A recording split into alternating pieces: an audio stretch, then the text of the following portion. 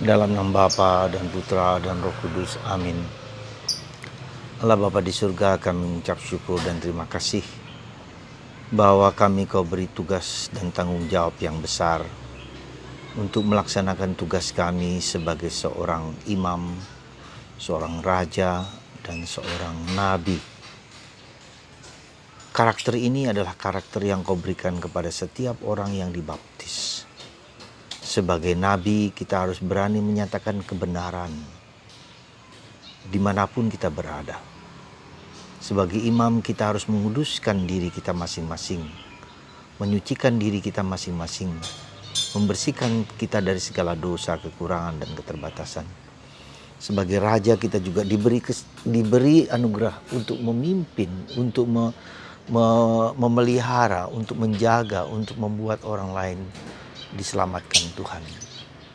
Nah, pada hari ini kita mendengar dalam bacaan pertama bahwa Nabi Yeremia berani menyatakan kebenaran, menyatakan kebobrokan, menyatakan kehancuran, kejahatan bangsa Israel.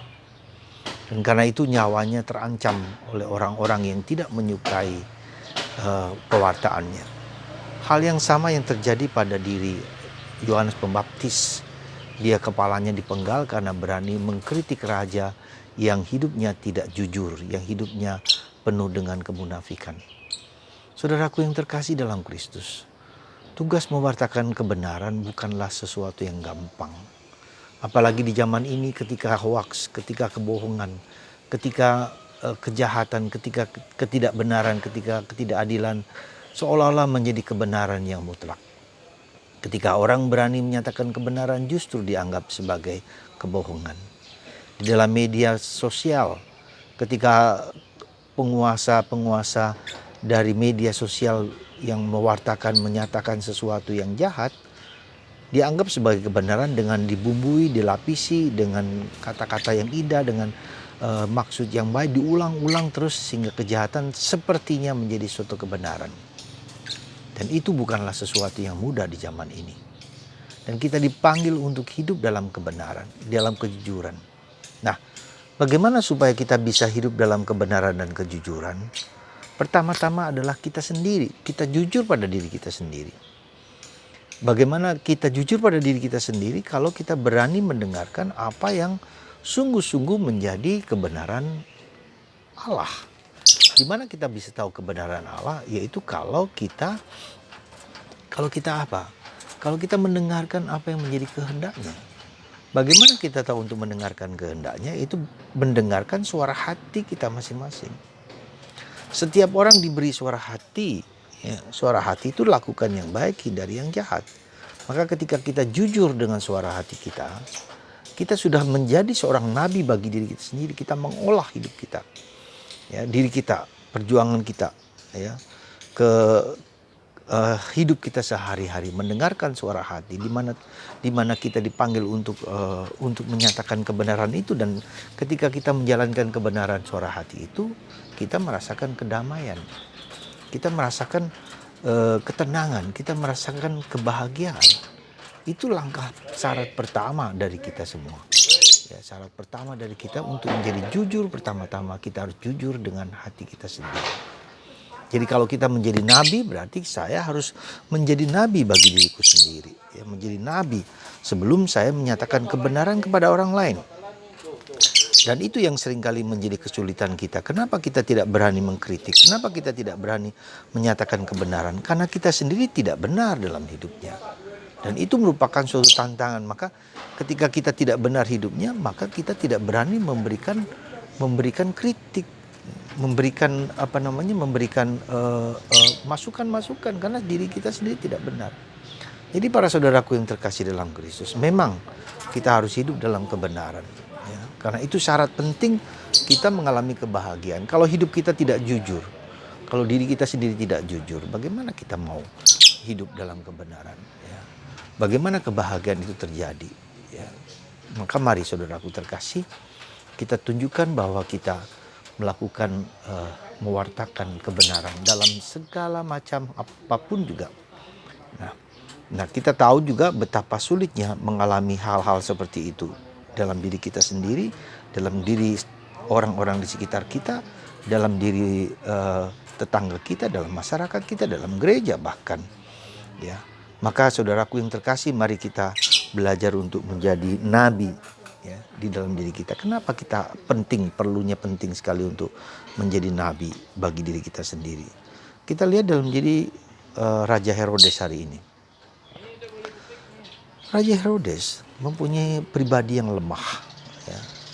Sebetulnya hatinya baik, tetapi karena lemah, dipengaruhi oleh kesenangan, kenikmatan, ya, juga dosa seksualitas, akhirnya dia sendiri gagal.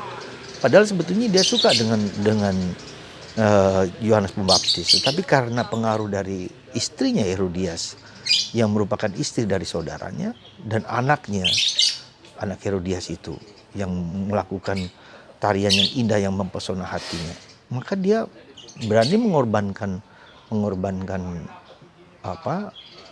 integritasnya ya, untuk meminta kepala Yohanes untuk dipenggal.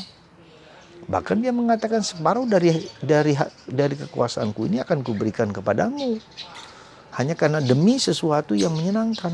Nah, itu yang sebetulnya saudaraku yang harus menjadi perjuangan kita, hidup kita itu integritas. Ada dalam hidupku kelemahan-kelemahan diriku sendiri, keterbatasan-keterbatasanku sendiri, dan dosa-dosaku sendiri yang membuat kita seringkali tidak mampu untuk mengolahnya, tidak mampu untuk berani jujur pada diri kita. Dan kalau kita tidak jujur dengan diri sendiri, maka kita juga cenderung untuk tidak jujur pada orang lain.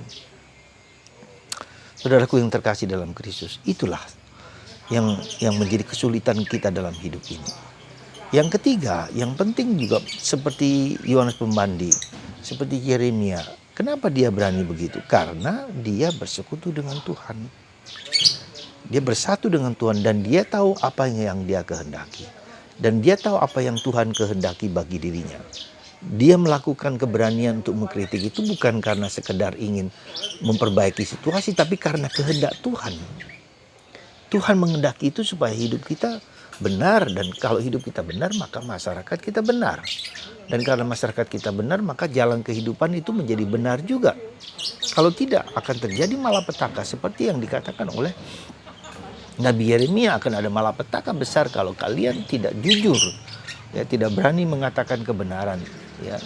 Maka itu saudaraku terkasih, mari kita mohon rahmat supaya kita jujur dengan diri kita sendiri, karena kejujuran adalah landasan pertama supaya kita tidak berbohong, tidak menipu. Dan perbuatan menipu, perbuatan berbohong adalah perbuatan iblis, perbuatan si jahat yang mau mengalihkan manusia dari Tuhan, dari kebenaran. Semoga kita berani, kita jujur, kita tahu, kita menyingkirkan segala tipu muslihat iblis yang seringkali menggoda kita lewat berbagai macam kelemahan-kelemahan yang kita miliki.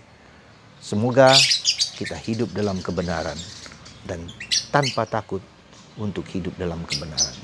Semoga rahmat Tuhan mengalir dalam diri kita dan kita berani jujur, berani menyatakan kebenaran dimanapun kita berada. Jangan kita takut dengan berbagai macam tuduhan ketika bahkan nyawa sekalipun kita berani. Tuhan memberkati Anda dan memberkati saya, sehingga kasih Allah melimpah dalam diri Anda. Dan bagi Anda yang sakit disembuhkan berkat rahmat dan kuasa Roh Kudus, dalam nama Bapa dan Putra dan Roh Kudus. Amin.